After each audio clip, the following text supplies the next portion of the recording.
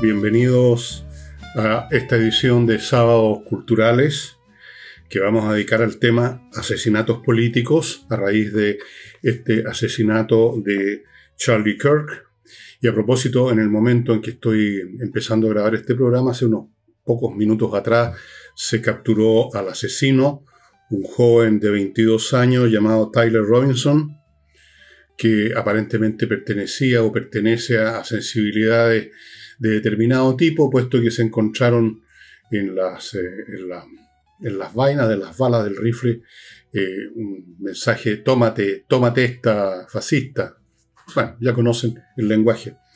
Así es que vamos a hablar de los asesinatos políticos, en qué circunstancias se producen, si tienen o no tienen consecuencias, que sean armónicas, estén en sintonía con el propósito del que mató.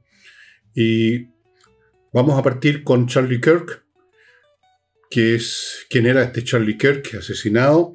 Un hombre muy joven, nacido en 1993, recién muerto, significa que no alcanzó a cumplir, parece, los 32 años, casado, con hijos. Fue cofundador de un movimiento llamado Turning Point United States, punto de retorno. Un movimiento conservador, muy exitoso. Esta persona, Charlie, era muy talentoso, era un hombre capaz de enfrentar cualquier situación, responder brillantemente los ataques más feroces, tenía mucha simpatía, mucho carisma. Si ustedes ven las imágenes que están en YouTube del evento en que lo asesinan, antes que lo maten, por supuesto, ven ustedes el fervor del público muy joven, público joven, estudiantes, la mayoría que estaban ahí. Lo ven repartiendo, tirando los gorros estos de MAGA, ¿no es cierto? Make America Great Again y otros, cosas por el estilo. Un tipo muy atractivo, mucho carisma, fue importante en la campaña presidencial de Trump. En los sectores donde él actuó, el voto juvenil aumentó para el Partido Republicano. Era un tipo realmente, aunque no tenía ningún cargo político, era un hombre que cumplía una función política ideológica fuerte. Turning point, algo así como decirle a los jóvenes: terminen de desechar estas ideas sin sustento, llenas de furor y resentimiento que han estado esparciéndose como un cáncer en Estados Unidos, y vuelvan a ver, digamos, lo que es la realidad. Y de hecho, su movimiento tenía una frase, un eslogan que es "Prove me wrong", prueben que estoy equivocado. Eso es lo que él decía. Y nunca le pudieron probar que estaba equivocado. El tipo era realmente muy, muy inteligente, y lamentablemente apareció este Tyler Robinson y lo mató. Está recién detenido, todavía ni siquiera entiendo en este momento en que estoy haciendo el programa, los fiscales le han puesto, lo han acusado formalmente de asesinato, pero en fin, está detenido. Y vamos a ver más adelante qué dice el propio Tyler Robinson del por qué mató. Me parece bastante obvio que lo mató por razones políticas. Se sabía de él que estaba contra, que le cargaba a Kirk, por lo exitoso que era Kirk, con ideas distintas a las de este joven, que yo imagino que del tipo de jóvenes que salieron a las calles en esas revueltas que hubo en Estados Unidos en el mismo año en que aquí estaba la insurrección en marcha. Ustedes quizás se acuerden. Pertenece a esa generación, a ese mundo político, estoy prácticamente seguro de eso. No veo por qué otra razón iba a matar a Kirk. Pero vamos a ir a otros asesinatos políticos importantes que han ocurrido en la historia del planeta, y vamos a examinar por qué ocurren, qué consecuencias tienen, si cumplen o no con los propósitos de los asesinos. Partamos con una cosa bastante sencilla que tengo aquí anotada. El crimen político no se produce en cualquier momento.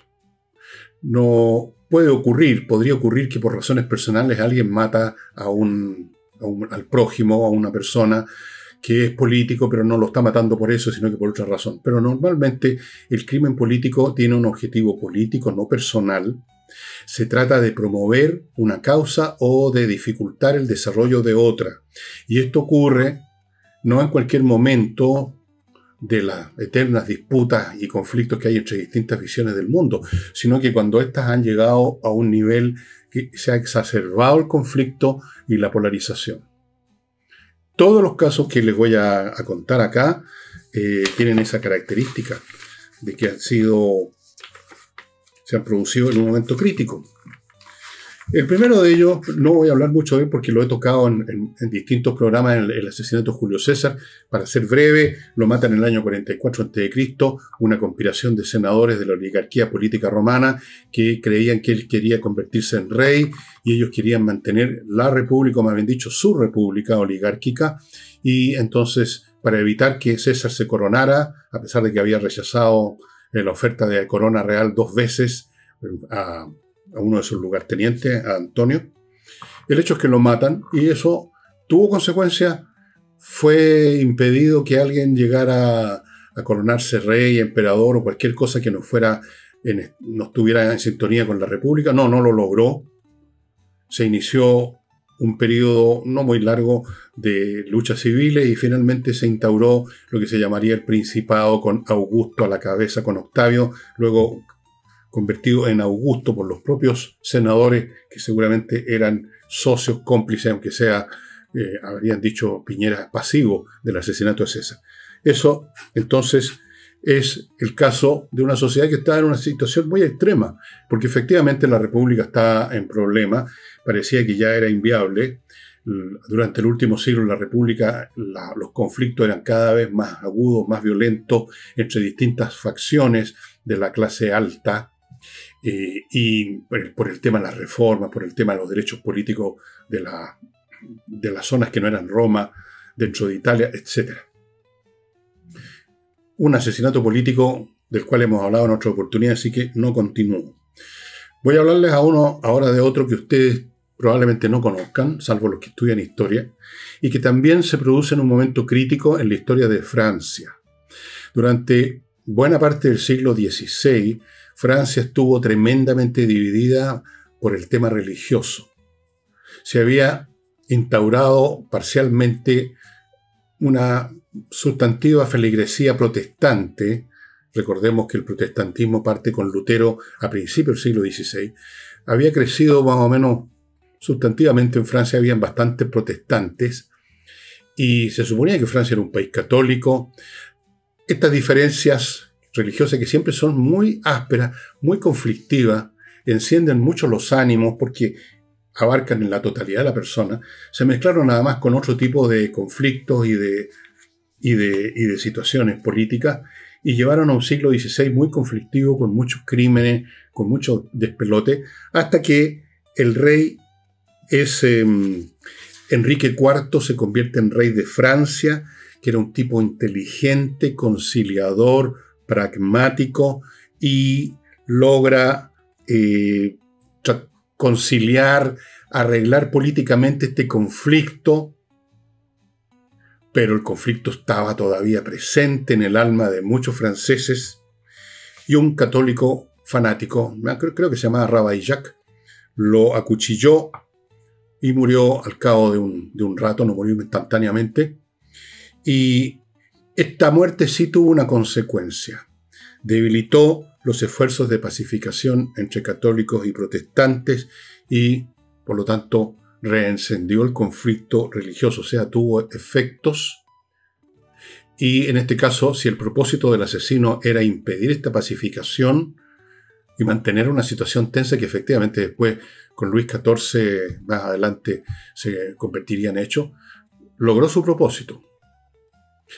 ¿Quién sabe si Enrique IV hubiera podido de todas formas pacificar el país de verdad, aunque no lo matara? O sea, si hubiera seguido reinando. No lo sabemos. Eso pasa con la historia. Algo ocurre y uno después especula, hace lo que se llama un contrafactual, que hubiera pasado sí, pero no podemos saberlo. Solo sabemos lo que realmente pasó. Lo otro es totalmente especulativo. Pero como ustedes ven, este es un asesinato que se produce en el contexto de un conflicto muy serio dentro de la sociedad francesa.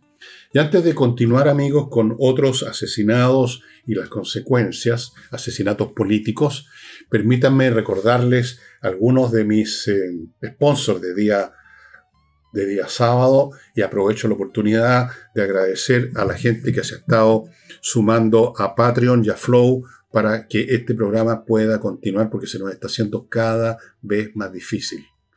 Se lo confieso abiertamente, piensen lo que quieran, tal vez no debería decirlo, pero es así.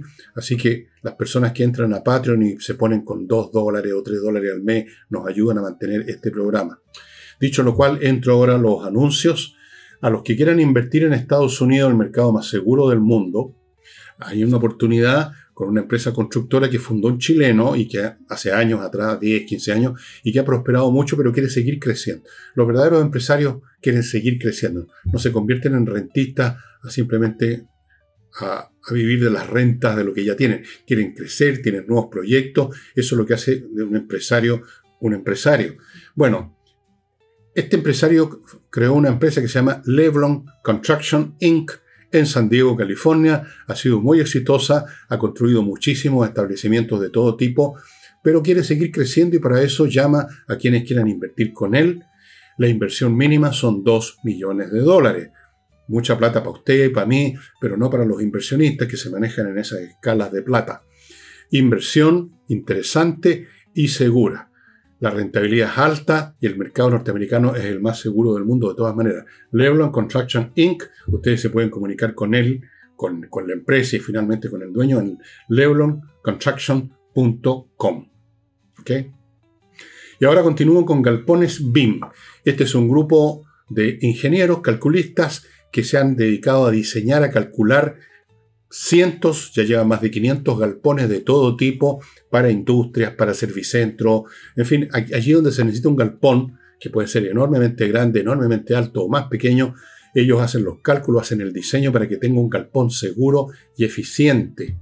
Lo ubica usted en galponesbim.com. No se entregue a manos de un par de maestros chasquilla que le van a armar, le van a pegar con parche curita un galpón y va a quedar la crema cualquier día. Hágalo bien con Galpones BIM. Sigo con María y Movéis. Floripá es un Instagram, ahí la ubican, pero tiene otras direcciones. Una empresa chilena de corredores de propiedades, de inversionistas inmobiliarios que están operando en Florianópolis, Brasil, donde hay un boom inmobiliario. Invertir allá comprando propiedades es tirar al arco y abrazarse. Amigos, María y Movéis, la empresa María y Movéis Floripá, hace todo por ustedes. Tienen ya un tremendo catálogo de inmuebles en Florianópolis para que usted escoja. Lo acompañan y lo ayudan en todo el proceso, desde la llegada a Florianópolis, a ver lo que hay, la compra, los procesos administrativos, todo con usted, amigo mío, María y Movéis Floripá. Y termino este bloque con el suplemento Vito para las mascotas, nuestras queridas mascotas. Todos tenemos mascotas ahora en Chile. Este es un suplemento que usted lo mezcla un poquito, una cucharadita, al alimento normal, al pellet normal que usted le compra a su mascota y se convierte en un premium, en un pellet premium, hiper, bueno, eficaz para mantener la salud, el pelaje brillante, la mascota contenta, menos o ninguna visita al veterinario que son caros. Todo eso con el suplemento Vito que usted consigue en el sitio del suplemento Vito o prácticamente en todas las mascoterías lo tienen. Bueno, ya ven, Julio César lo asesinan por la sociedad está en una situación crítica y hay posturas que son muy divergentes. A Enrique IV lo apuñalan, la sociedad está en una situación crítica, el conflicto entre católicos y protestantes lo apuñalan también y la cosa no logra pacificar. No se pacifica. Y tenemos ahora otro caso también. En el siglo XIX, la segunda mitad, el tema de la servidumbre de los siervos en Rusia se había agudizado. La economía rusa era básicamente una economía agraria basada en siervos. Los señores de la tierra, los grandes latifundistas, tenían extensiones, casi países completos. Y dentro de esas propiedades habían hasta ciudades, villas. Y los que vivían ahí, los que trabajaban la tierra, eran sus siervos. Se decía, dueños de almas. Se hablaba de las almas. Y el tema se había ido complicando. Habían habido, y seguirían habiendo después, muchísimas revueltas cada vez más violentas que tenían que ser reprimidas con fuerza militar. En medio de todo este despelote, hay un zar, Alejandro II, que abolió la servidumbre en un proceso muy complicado.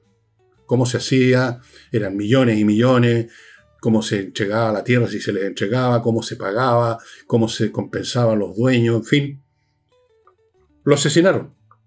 Pero no lo asesinaron, fíjense ustedes, los propietarios de tierra, los oligarcas, digámoslo aquí dirían los izquierdistas, los explotadores, no, los anarquistas.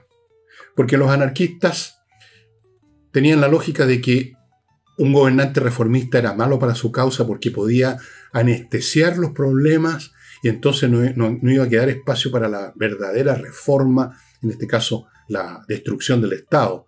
Eso es lo que buscan los anarquistas. Los anarquistas no creen en el Estado. Así que los anarquistas le tiraron una bomba y lo mataron. Esto ocurrió en 1881. Antes de eso, otro crimen político, del cual he hablado también, en 1865 asesinan de un balazo en la nuca a Abraham Lincoln. La guerra acababa de terminar con el triunfo de la Unión. Pero venía una cosa más difícil que la guerra, la reconstrucción del país.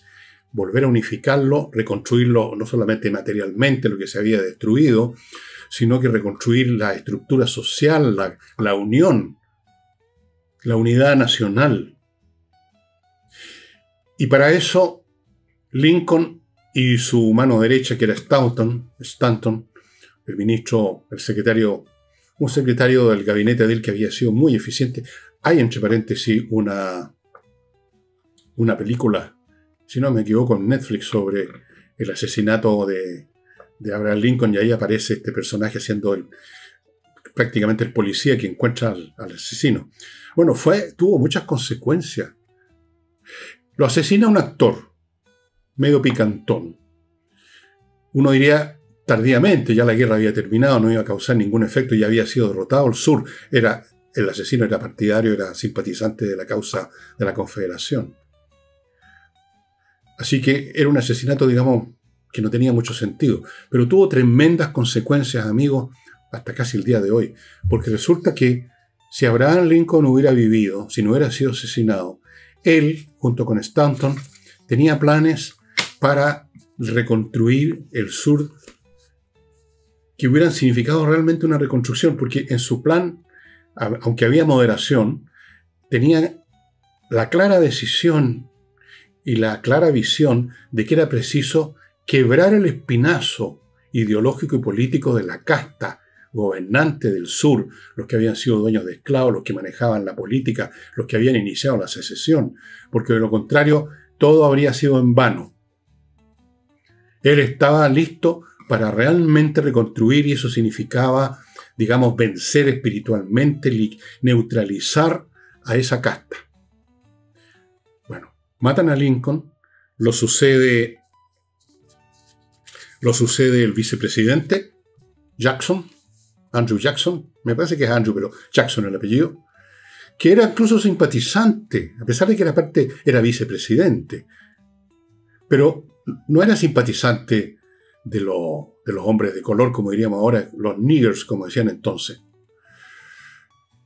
Era más bien simpatizante de los latifundistas. Y entonces él inició una política de total, casi diría complicidad, con esa oligarquía que estaba ahí en pie todavía, que existía. Ya no podían tener esclavos, pero podían hacer lo que quisieran. Entró en componendas con esos grupos y a partir de eso, ya con los gobiernos sucesivos, se estableció esta situación que perduró y que quizás todavía perdura en algún grado en el sur de Estados Unidos. Llevó a la aparición y el desarrollo del Ku Klux Klan, los linchamientos de negros, por décadas impedir que votaran, o sea, la idea de que los negros pudieran votar, la población negra, que estaba determinado así constitucionalmente, nunca les permitieron en la práctica votar, los presionaban de todas las maneras. Si ustedes quieren ver una película fantástica que muestre ese clima que reinaba todavía en los años 60 en el sur, vean la película Mississippi en llamas. Gran película, estimados amigos. Así que el asesinato de Lincoln tuvo tremendas consecuencias para la historia de Estados Unidos. Por supuesto, no podemos saber si efectivamente Lincoln habría podido llevar a cabo su plan de realmente cambiar el sur. Pero lo que sí sabemos es que con el sucesor, con Jackson y los que vinieron después, no se hizo. Quedó ahí esa semilla del mal y pronto floreció y dio lugar a todas las cosas que les estoy diciendo, a los prejuicios raciales, a la segregación brutal que se vivía en Estados Unidos. Hay otra película que ustedes pueden ver, El Cuaderno Verde, creo que se llama, en que trabaja Vic Mortensen, basado en hechos reales, los años 60 también en el sur de Estados Unidos, que cuenta la historia de un músico muy importante, un pianista muy talentoso que hace una gira por estados sureños, acompañado de un italiano, al principio muy prejuicioso, pero que después se va entendiendo a este músico, va entendiendo lo que significa ser negro en Estados Unidos. Bueno, así que fue importante, tuvo tremendas consecuencias el asesinato de Lincoln. En el siglo XX tenemos uno de los asesinatos políticos más dramático y con consecuencias más tremendas, el asesinato del archiduque Franz Ferdinand, Francisco Fernando, de Austria. Esto ocurrió en 1914, en junio de 1914, en Sarajevo.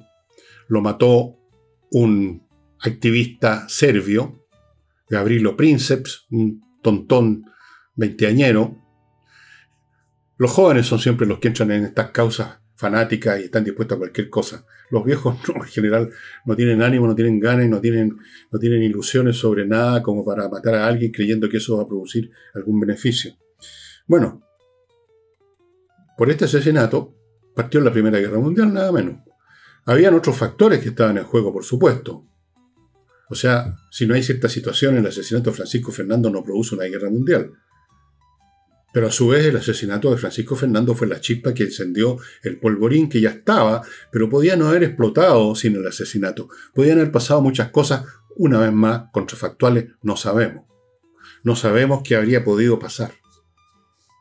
Pero sabemos lo que pasó con el asesinato de Franz Ferdinand y su esposa Sofía Chotek. Si no me equivoco, Chotek, sí. Un disparo produce millones de disparos en la Primera Guerra Mundial.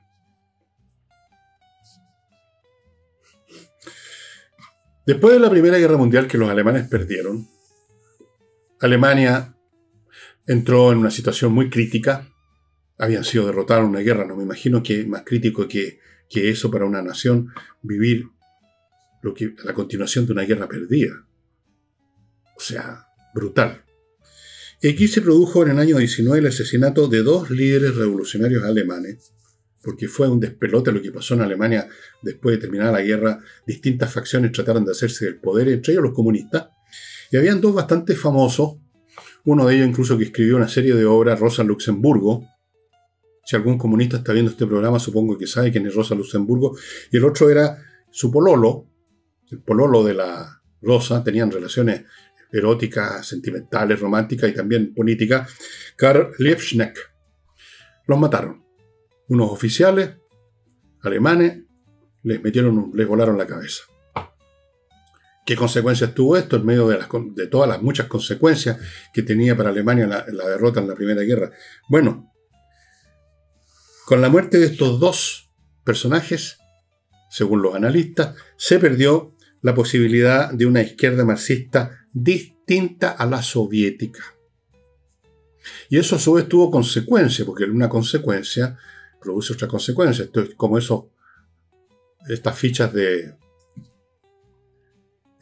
dominó que se ponen una al lado de la otra. Usted vota una, y esa vota otra, y esta vota otra, y así va avanzando. Usted debe haber visto muchas veces. Entonces, una consecuencia tras otra consecuencia. El hecho que el Partido Comunista después quedara dominado completamente por las órdenes que venían del Comité Central del Partido Comunista en la Unión Soviética tuvo consecuencias que tal vez se terminaron expresando en la llegada al poder de Adolf Hitler, y eso a su vez tuvo las consecuencias que ya conocemos. Otro asesinato político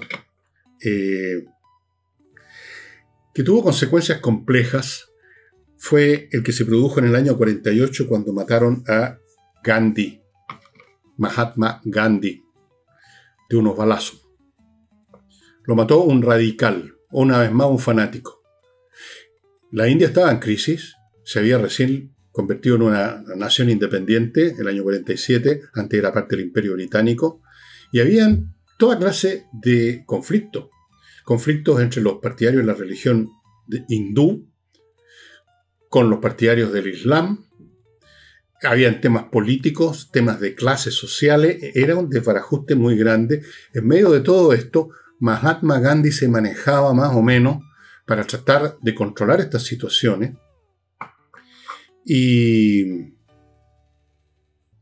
su asesinato, por lo tanto, sacando de en medio a este personaje que era muy respetado, muy venerado, Mahatma Gandhi, como un santón, casi como un fakir, digamos, de la política, tuvo consecuencias en la continuación de las crisis que hoy en día, fíjense ustedes, se manifiestan en esta permanente hostilidad entre India y Pakistán, que es la parte de lo que era antes el virreinato de la India. La parte norte se convirtió en una nación distinta que se llama Pakistán, donde predomina el Islam, y en la India predomina el hinduismo y algunas otras religiones tal vez, pero no el Islam. Y han tenido guerra. Fíjense ustedes, las consecuencias difusas. Uno no puede asegurar que porque mataron a Gandhi, después en algún momento entraron en guerra Pakistán y la India. No. Pero ciertamente que tuvo consecuencias brutales. Y fue un asesinato político. El que mató a Gandhi no era porque odiara a la persona de Gandhi, sino lo hizo por una razón política. No le gustaba a este hombre tan bueno para conciliar, para evitar los conflictos. Y siempre en los tiempos difíciles de una sociedad, y lo vemos también en Chile, hay quienes creen que la solución consiste en irse al extremo. Lo vimos acá en la proposición constitucional, la primera proposición. El país estaba con problemas, y está con problemas, peor ahora, económicos y de todo orden. Entonces, en ese momento, en la proposición constitucional, la gente que estaba de acuerdo con eso, querían demoler todo. Fue rechazado, en fin. Pero hay gente que en estos casos en que hay una crisis grave, piensan que la solución consiste en la demolición. A veces, contadas veces, hay algunas cosas, no toda la sociedad, que hay que demolerla, efectivamente. Que hay que cambiarla de raíz. Pero cuando se pretende cambiar una sociedad en su conjunto, ahí queda la crema, como lo hemos visto en Chile. Habría quedado mal la crema si hubiera sido aceptado. Y desde luego quedó la crema en la India, cuando mataron a Gandhi. Y podemos seguir viendo asesinatos célebres. Tenemos, obviamente, el año 63, el asesinato de John Fitzgerald Kennedy. Hay millones de especulaciones sobre ese asesinato, sobre quién lo mató, si fue simplemente Lee Harvey Oswald o una conspiración. Y cuando hay una conspiración hay varios, digamos, opciones, distintos actores. Algunos piensan que la conspiración se armó en Cuba, otros piensan que era la Unión Soviética, otros que la mafia, otros que el FBI, que la CIA, o una mezcla de todas estas cosas. Y en cuanto a las consecuencias, bueno, Kennedy, en los momentos previos, meses, semanas antes de que lo mataran, en noviembre del año 63, estaba pensando y preparándose para retirar las tropas norteamericanas de Vietnam. Y eso no ocurrió. Todo lo contrario. Lyndon Baines Johnson asume la presidencia e inmediatamente empieza la escalada del despliegue militar norteamericano en Vietnam del Sur. O sea, es probable que Kennedy hubiera evitado la guerra de Vietnam tal como la conocemos. Hubiera habido otra guerra de todas maneras, pero no la guerra de Vietnam como la conocemos. No habrían muerto 50.000 norteamericanos y 1 millón de norvietnamitas. Esa fue la proporción. Por cada norteamericano que moría, morían 20 del otro lado. Se habría evitado. Hay otra cosa aún más especulativa que les va a parecer a ustedes una ¿cómo le llaman? Una teoría conspirativa, la frasecita que está de moda. Todo es teoría conspirativa. Y es que Kennedy estaba pensando seriamente en revelar de una vez por todas el tema de la realidad de la presencia de los UFO, que estaba siendo encubierta desde finales de la Segunda Guerra Mundial. Y el asunto era tan serio, tan grave, había toda una institucionalidad dedicada al encubrimiento que está vigente hasta el día de hoy, que lo habrían asesinado por eso. Esto es más especulativo que lo de la guerra de Vietnam. Pero el hecho es que con la muerte de Kennedy, muchos norteamericanos en ese mismo momento sintieron que algo se había roto para siempre en Estados Unidos. Kennedy representaba, aunque solo fuera por su estilo, por su juventud, por su carisma, por su facha, una sensación de renovación de la política norteamericana. Había esa sensación. Al ser asesinado, muchos norteamericanos sintieron que se asesinaba esa posible Norteamérica más refinada, más justa, más distinto a lo que se instauró, que fue una guerra en Vietnam y todo lo demás. Puede ser una ilusión, pero no lo vamos a poder saber porque una vez más se trata aquí de un contrafactual. Unos pocos años después tenemos el asesinato de Martin Luther King, que era un hombre también que aparece y es un actor, un agente político importante en tiempos en que el tema de la segregación racial había alcanzado un punto de ebullición. Pero Martin Luther King era un hombre, como lo fue Alejandro II en Rusia, como lo era Enrique IV en Francia, buscando acomodar las cosas, buscando que los cambios se hicieran de una manera pacífica, inteligente, con entendimiento. Martin Luther King no era abro comillas, un combatiente. Y por eso lo mataron. Lo mataron. Y eso tuvo consecuencias. Se radicalizó el movimiento afroamericano, aparecieron otros líderes ya de armas tomar y la cosa cambió completamente. Martin Luther King se convirtió en un santo del movimiento, pero los que tomaron después el movimiento fueron personajes de muy distinto talante al de Martin Luther King. Aquí tenemos otra situación crítica.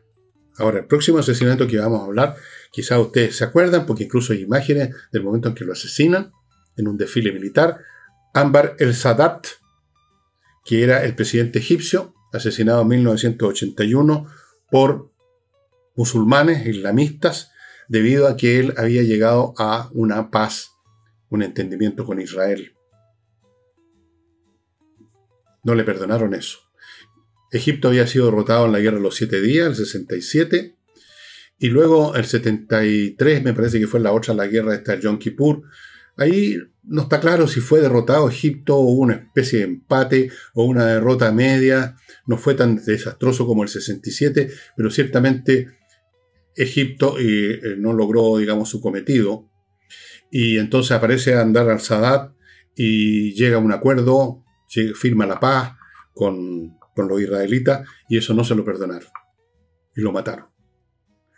Pero no hubo como consecuencia un fin del acuerdo de paz. Eso se ha mantenido firme hasta el día de hoy. No ha habido más guerra entre Egipto e Israel, a pesar de todo. O sea, fue un asesinato inútil. O sea, hay asesinatos políticos que tienen consecuencias como los que hemos visto, y hay algunos que son totalmente inútiles. Digamos, por lo menos en la gran perspectiva histórica. Quizás en detalles internos de la política egipcia que no conozco, pueden haber habido consecuencias, pero así en lo grande no.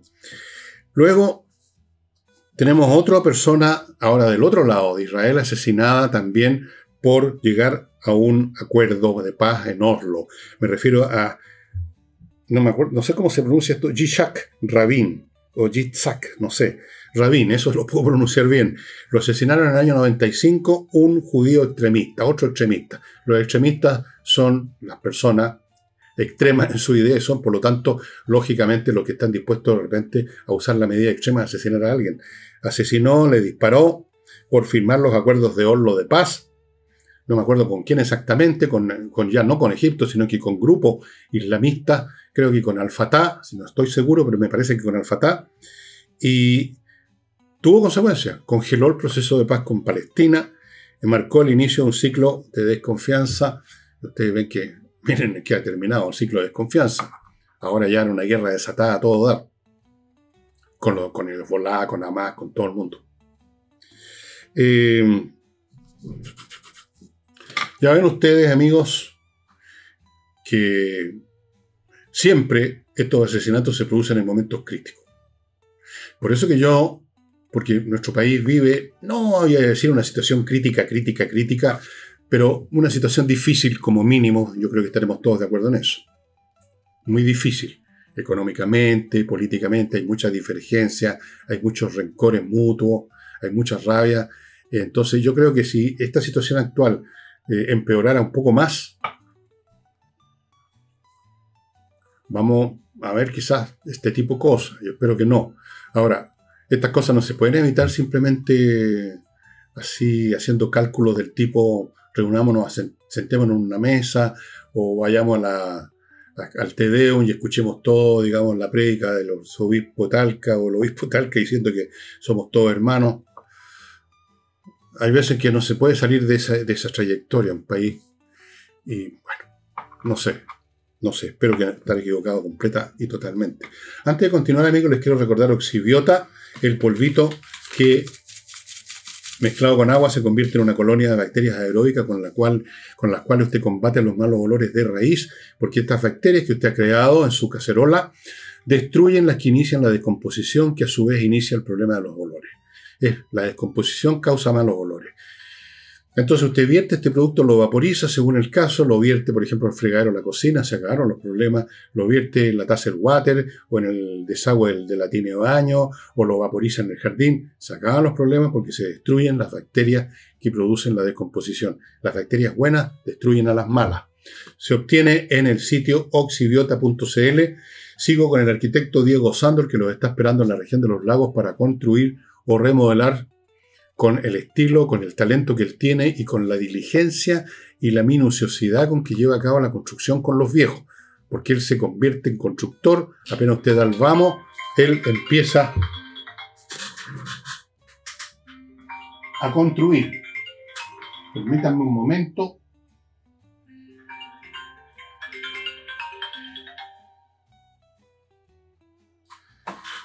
Se me olvidó cortarle el ruido. Bueno. Y ya saben, los está esperando para remodelar en la región de los lagos. Aquí están las direcciones. Continúo con mki.cl, marketing industrial para aquellos industriales que tienen productos que quieren realmente vender. Para eso no basta poner anuncios, ellos hacen un marketing proactivo, va más allá de los anuncios, logran que sus productos sean comprados, se convierta el anuncio en una demanda real. Y termino con rosabergamota.cl, una empresa que produce cosméticos y artículos de tocador con sustancias naturales, champúes, acondicionadores, fragancias, rolón, cremitas para el cuerpo, muy ricas. Acá las estamos usando en la casa. Usted entra al sitio rosabergamota.cl, escoja el producto que quiera, puede escoger varios. Hay cajas donde usted elige qué surtido quiere y hay descuentos para quienes digan que conocieron de la existencia de rosabergamota.cl en este canal. Y yo no sé si tiene sentido seguir agregando más asesinatos. Hay más. El año 2007 recién mataron a una política de Pakistán, la primera ministra Benazir Bhutto. Le dispararon también, desestabilizó el país. Y en fin. Los crímenes políticos entonces se producen no por razones personales, sino porque alguien quiere producir un cambio brutal, alguien quiere impedir un cambio o promover un cambio. Las consecuencias suelen ser muy importantes, no siempre son las consecuencias que quería el asesino, normalmente son lo contrario, o son distintas. Por ejemplo, la muerte de este joven Charlie Kirk, ¿qué va a producir? ¿Va a terminar el gobierno de Trump? ¿Se va a acabar el movimiento MAGA? ¿Va a cambiar la corriente que lleva a más y más norteamericanos a abandonar a los demócratas y a abandonar el pensamiento woke? No, no va a pasar eso. Lo que puede pasar es que alguien ahora quiera cobrarse venganza matando a alguien del otro bando. Y en un país tan armado y con grupos a veces numerosos de milicianos así, por el momento de pacotilla, pero que se pueden convertir en algo serio, que se van los fines de semana a un bosque a dispararle a las botellas con sus rifles, porque hay un cierto culto a las armas en Estados Unidos. Puede pasar cualquier cosa. De hecho, hay películas, hay series, hay una serie norteamericana, no recuerdo el nombre, yo no la he visto, vi un poco del principio, después no quise seguir viéndola, que supone que ha habido y hay una guerra civil en Estados Unidos. Hay algunos textos ya de algunos investigadores que han sacado análisis sobre la posibilidad de que se repita lo del año 1861. Porque claro, cuando un país se divide demasiado y se polariza y se crean dos bandos que cada vez se detestan más, eso puede terminar en un enfrentamiento militar, pues. O sea, y si no militar en el sentido que haya dos ejércitos, sí en enfrentamientos violentos entre las partes, asesinatos mutuos, grupos que matan y son respondidos por un grupo del otro lado que los mata, vendetas interminables. Es muy peligroso. La potencialidad de los seres humanos para la agresión, para la violencia es muy grande, por razones que están en la raíz misma de nuestra naturaleza y que están en la raíz de todo lo que conocemos de la historia humana en cierto sentido. Entonces hay que tener mucho cuidado de no crear las condiciones que hagan posible que estas rabias internas que están a fuego lento en el alma de prácticamente todas las personas, que no tengan la oportunidad de expresarse de esta manera llamada guerra civil, llamada asesinatos. Que se exprese por último en peleas a puñete en el estadio, cosas como esas, pero que no se exprese, que no se den las oportunidades políticas e institucionales para que la violencia tan intrínseca al alma humana, que cosa que uno termina descubriendo de viejo con los años. Al principio uno siempre cree que la causa de tal o cual conflicto es una causa económica, una causa política, una cosa específica, y la verdad es que muchas veces esas supuestas causas no son más que mecanismos de expresión de algo mucho más profundo, que está siempre ahí en estado de latencia. Así es que, bueno, el asesinato de Kirk no va a cambiar la política norteamericana, pero va a tener alguna clase de consecuencias, lamentablemente, ya las vamos a ir viendo más adelante. Y antes de irme, les recuerdo dos cosas. Uno, el sitio elvillegas.cl/correo. Usted tiene la oportunidad, entrando ahí, a esa dirección, de anotarse para que le lleguen todos los días un mail de las más distintas cuestiones que se me ocurren en un momento dado. Son mails chiquititos, los leen uno en un minuto o dos, cuando mucho. Son recuerdos, recomendaciones de libros, de música, reflexiones así de menor escala, en tono menor, alguna cosa divertida, lo que sea. Gratis, totalmente gratis. Ya tenemos la última cifra que me dieron, era 5.800 personas están ya inscritas, que están recibiendo estos mails. Me mandan muchos mails de respuesta que yo no puedo responder porque no es imposible.